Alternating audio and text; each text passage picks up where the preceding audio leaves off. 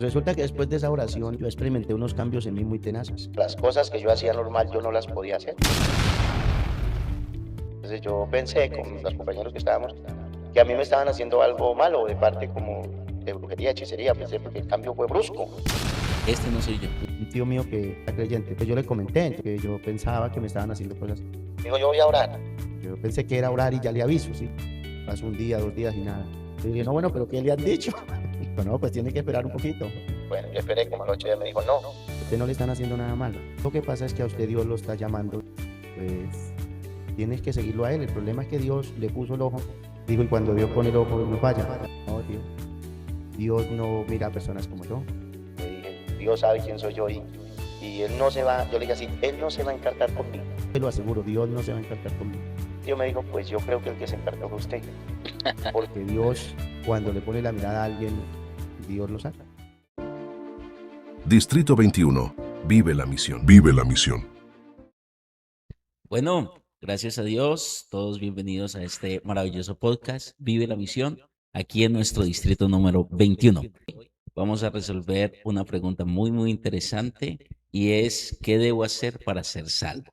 Bueno, en el día de hoy tenemos la compañía de nuestro supervisor del distrito 21, el hermano Diego Ismael Gómez, que a la vez también es nuestro directivo delegado para el Comité de Misiones aquí en nuestro distrito. Hermano Diego, bienvenido. Muchas gracias, hermano Andrés, y Dios bendiga a todos los hermanos que nos escuchan y a todos los hermanos que viven la misión. Dios los use poderosamente. Amén. Bueno, gloria a Dios. Bueno, hermano Diego, este tema es muy interesante, es una pregunta muy profunda, el por qué debemos ser salvos. Pero en el desarrollo de esta entrevista, queremos hacerle una pregunta muy puntual. ¿Por qué el mundo necesita un Salvador? Resulta que Dios creó el universo y cuando creó el universo, en él también la tierra, el cielo, y ubicó un Edén. Y dentro de ese Edén Dios hizo al hombre y lo hizo santo. Pero como todos sabemos, el hombre por la desobediencia, digámoslo así, se echó a perder. Entonces, cuando alguien se pierde, lo primero que se debe hacer es buscarlo Claro, para salvarlo. Pues el hombre necesita un salvador porque el hombre está perdido. El Nuevo Testamento dice que el Señor, alguna vez bajando en un monte, miró a los hombres que andaban como ovejas, que no tenían pastor, o sea, que no tenían quien los guíe, que no tenían quien los dirija, y tuvo compasión de ellos.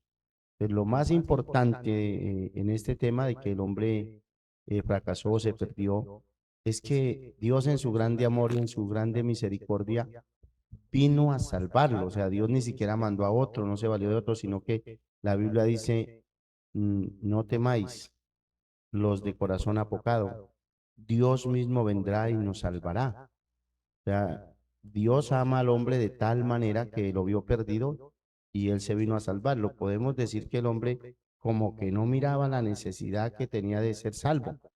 Fue Dios quien miró al hombre perdido y miró la necesidad del hombre. Mire cómo es Dios.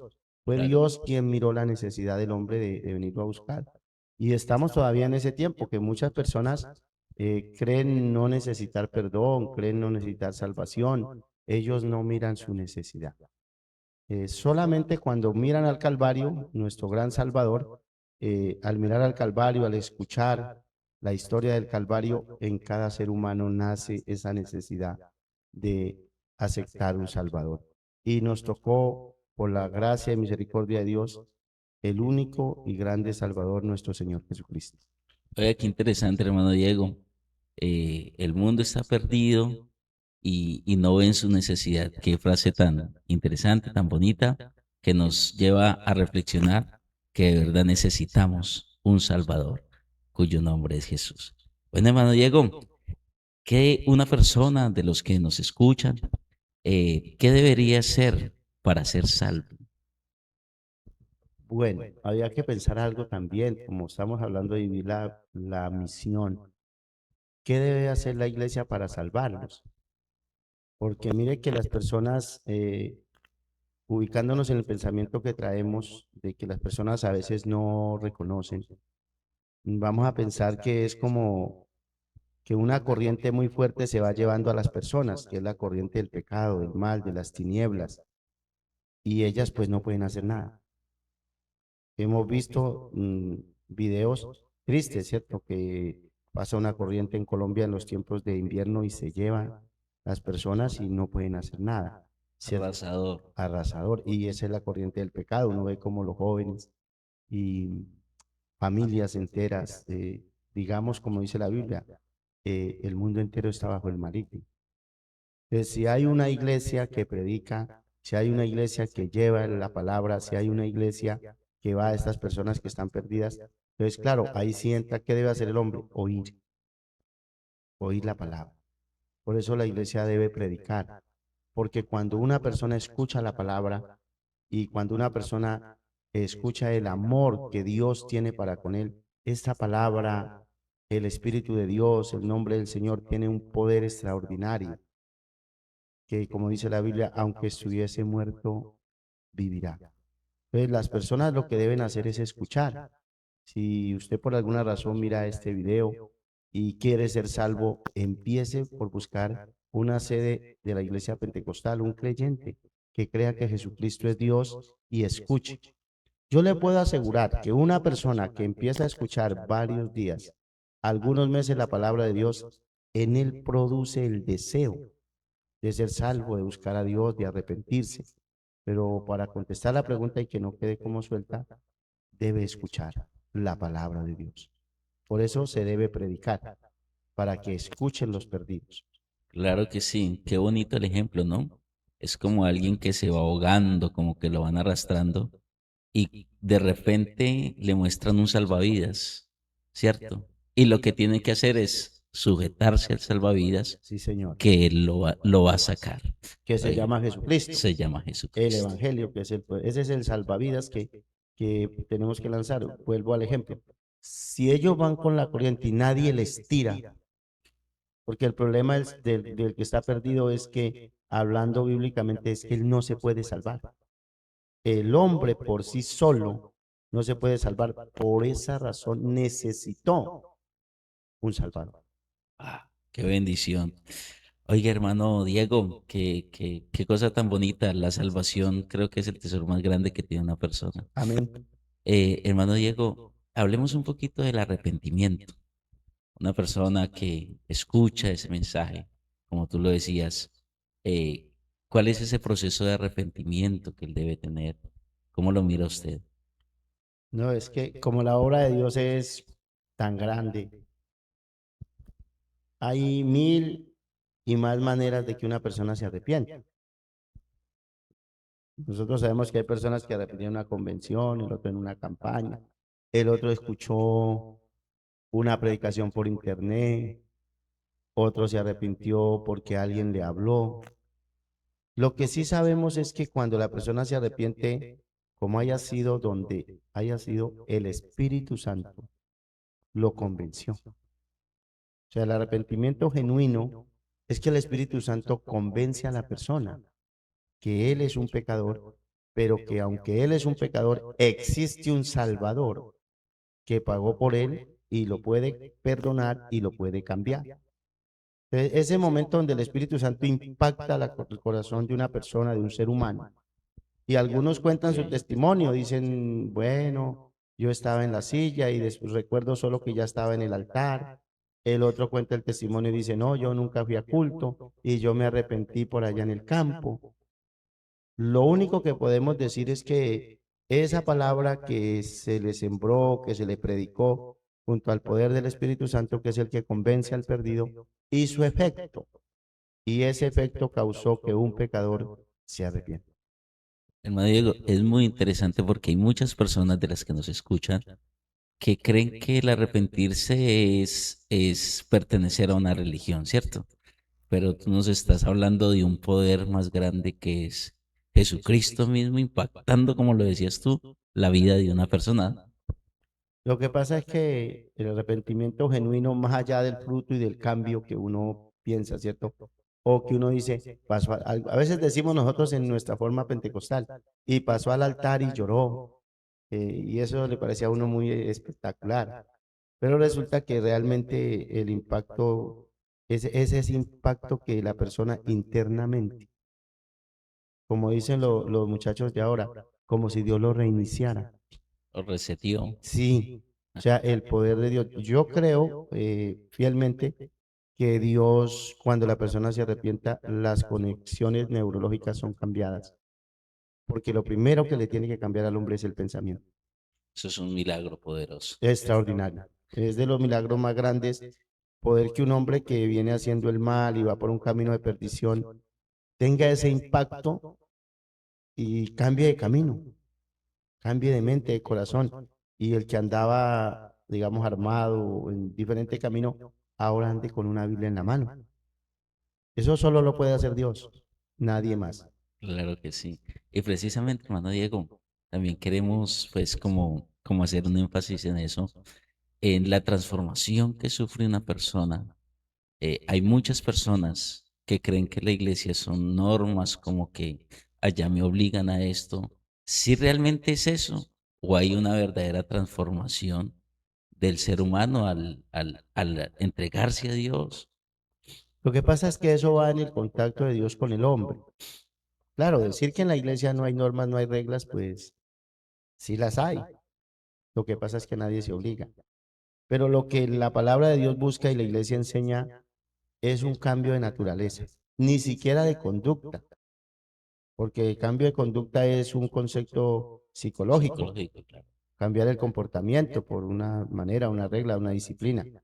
Pero cuando yo digo cambio de naturaleza, es que la Biblia dice que nosotros fuimos injertados en Cristo, que Romanos dice que el olivo original que representa a Cristo, estaban ahí algún pueblo injertado y que los desgajaron por su incredulidad y rebeldía, pero que ahí fuimos injertados nosotros.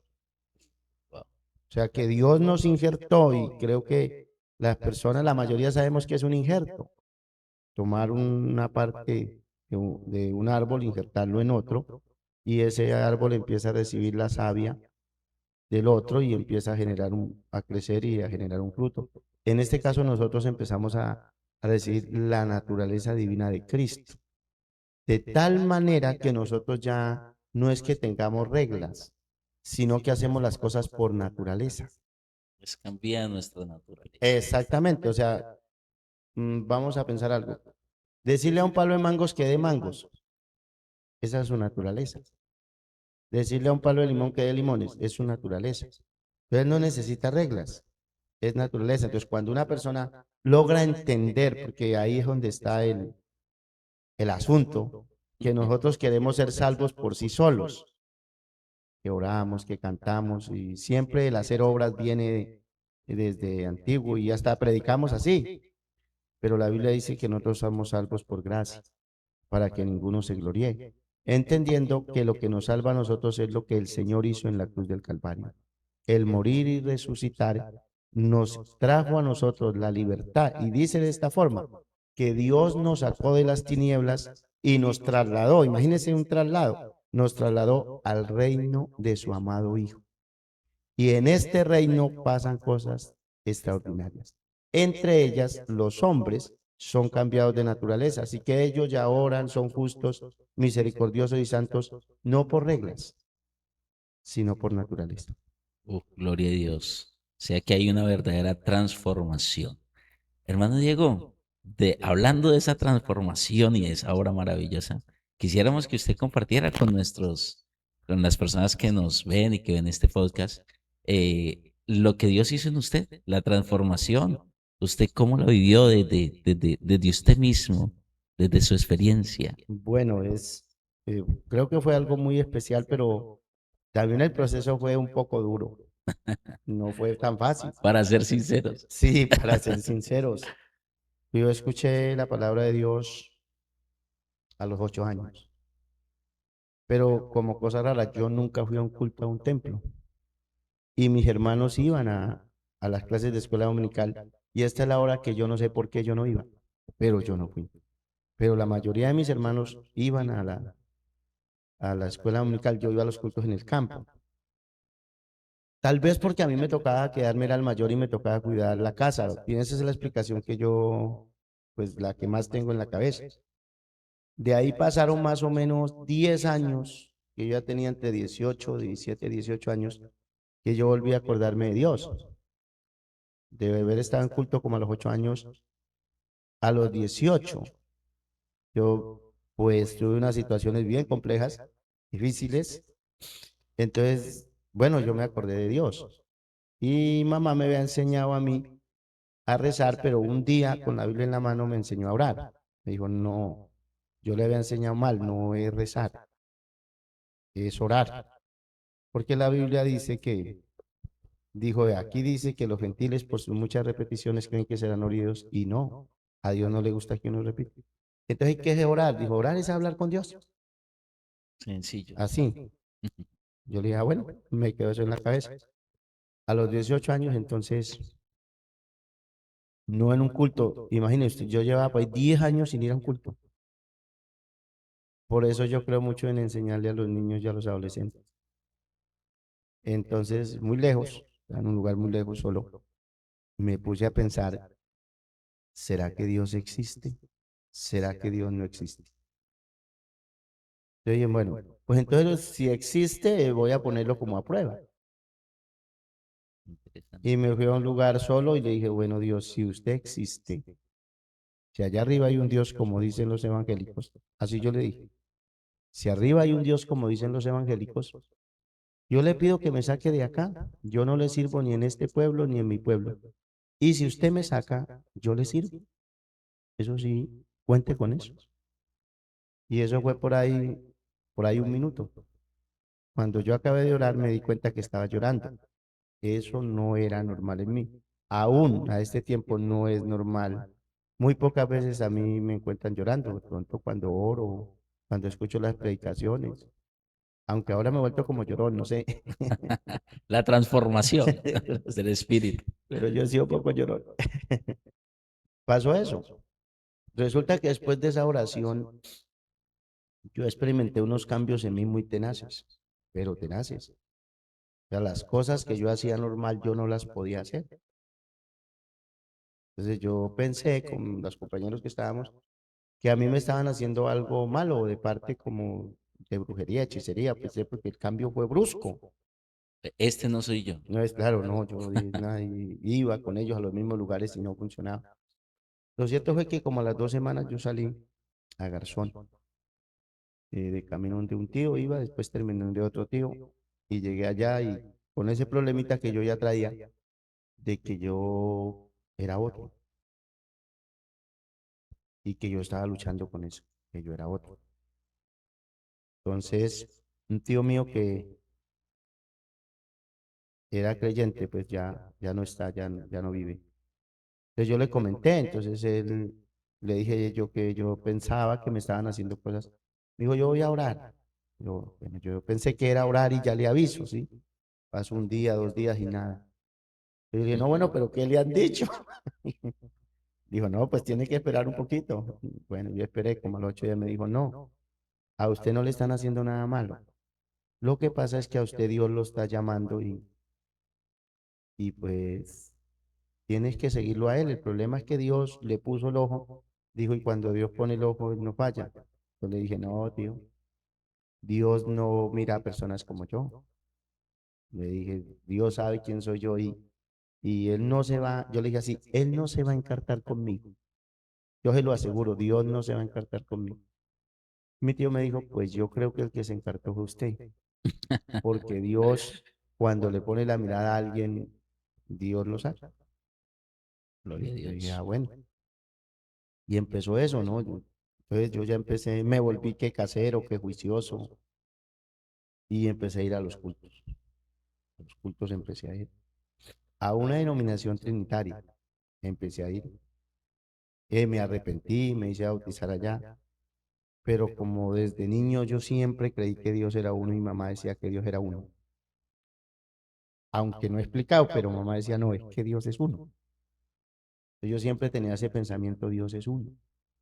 Entonces un día, cualquiera, ya bautizado en una institución trinitaria, que me ayudaron bastante, entre otras cosas. Claro que sí. Entonces, yo con esa entrega, hermano, yo dejé que todo se acostara. Y como a mí me ha funcionado el orar cortico, pero así certero. De verdad. Sí, sí, como yo, incluso yo tengo un mensaje que el Señor me regaló que se llama una oración seria. Y yo a veces cuando tengo que hacer, yo no digo, voy a hacer una oración seria. Y esa noche, ya hace por ahí unos 20 años, ahí en el Filo Platanares, aquí de Garzón arriba, yo dije, esta noche yo voy a hablar con Dios en serio, como es. Y dejé que todos, y me acordé de la oración que había hecho, Anteriormente, sí, claro. entonces yo me quedé solo, vi para todo lado y no había nadie, que esta es. Y había un piso de tierra negra, por cierto, y me arrodillé como a las 9:30 de la noche. Y lo quedé mirando así. Yo le dije, Dios, los trinitarios dicen que ustedes son tres, fulanos dicen que ustedes son dos, los pentecostales dicen que usted es uno. Yo acabo de leer que la Biblia dice que usted es el alfa, la omega, que es el que era y el todopoderoso. Dije, pero yo no entiendo nada. Cuando dije eso, yo quedé hablando en lenguas Gloria a Dios. y empecé, yo me asusté. Entonces, me asusté porque en algunas instituciones mm, de pronto no le explican muy bien a uno cómo es el Espíritu Santo. Claro. Y yo hablé en lenguas y eso no, eso. Y cuando yo hablé en lenguas, yo sentí que se me quitó a mí un velo, como una toalla. Yo sabía qué decía yo, pues yo estaba como cuando uno juega a la gallina ciega Ah, sí. y sentí como cuando me había. Entonces yo cogí la Biblia, tomé la Biblia, no, yo la entendí. Entonces yo fui donde mi tío, él ya no vive, y le dije, tío, es que el bautismo en el nombre de Jesús, dijo, claro. Yo le dije, Jesús es Dios, dijo, claro. Yo le dije, venga, y entonces, porque pues dijo, mijo, yo entendí eso ahora, pero llevo tantos años acá y yo he predicado y se han arrepentido varios y varios se han vuelto pastores. Dijo, yo voy a pasarme, pero yo entendí ahora, yo antes no lo entendía. Y yo le dije, bueno, ¿y usted por qué a mí no me lo explicó? Y él me dijo, porque si yo sí lo hubiera explicado, usted no me hubiera creído.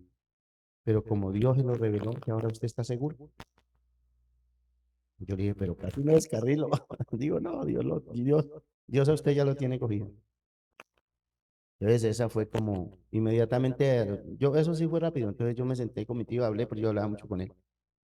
¿Y qué va a hacer? Yo le dije, no, yo me voy a hacer bautizar en el nombre de Jesús. Dijo, hágalo. Es así.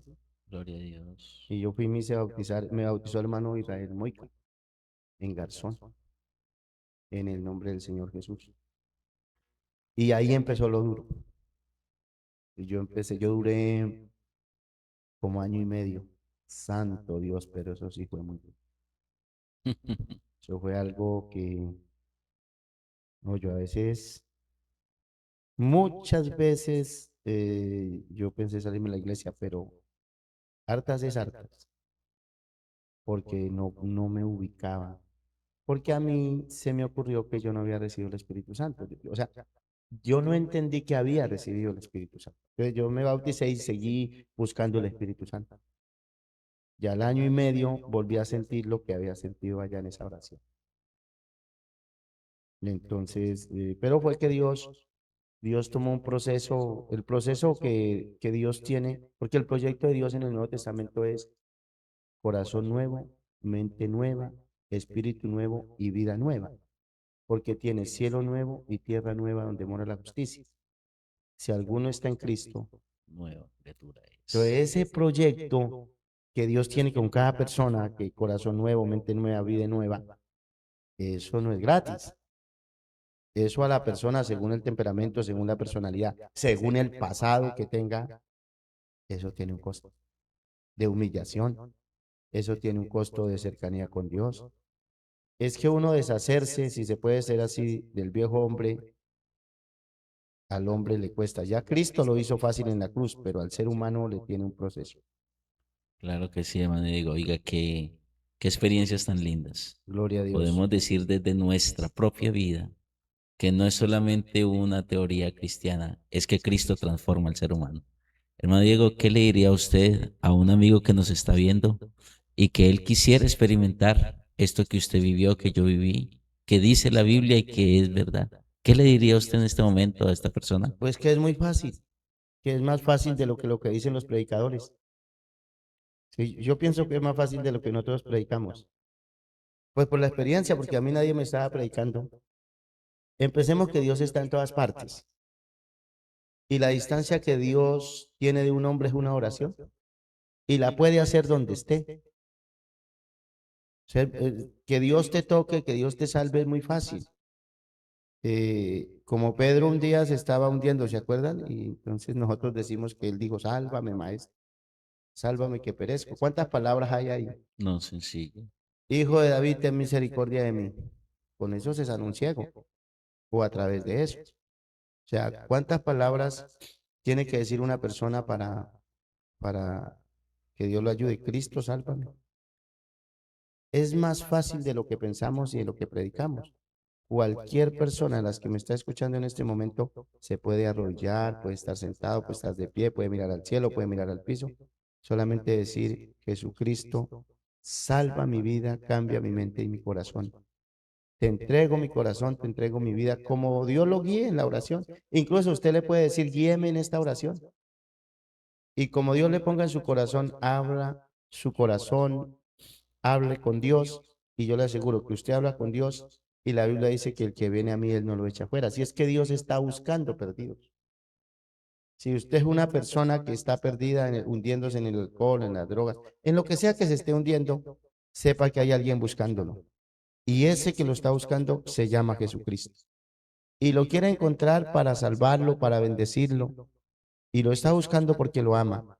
Yo lo invito, déjese encontrar por Jesucristo y usted va a experimentar lo grande y lo maravilloso que es Dios y la vida maravillosa y extraordinaria que Dios tiene para usted. Amén, gloria a Dios. Bueno, gracias hermano Diego por habernos acompañado en este día, en este podcast, que estamos seguros que va a llegar a mucha gente y que va a ser de bendición para muchas, muchas personas. Y bueno, a todos ustedes, gracias por acompañarnos en este episodio. Esperamos que haya sido de mucha bendición para su vida y recuerden que hay un Salvador que te está buscando. Dios les bendiga. Distrito 21. Vive la misión. Vive la misión. Distrito 21. Vive la misión. Vive la misión.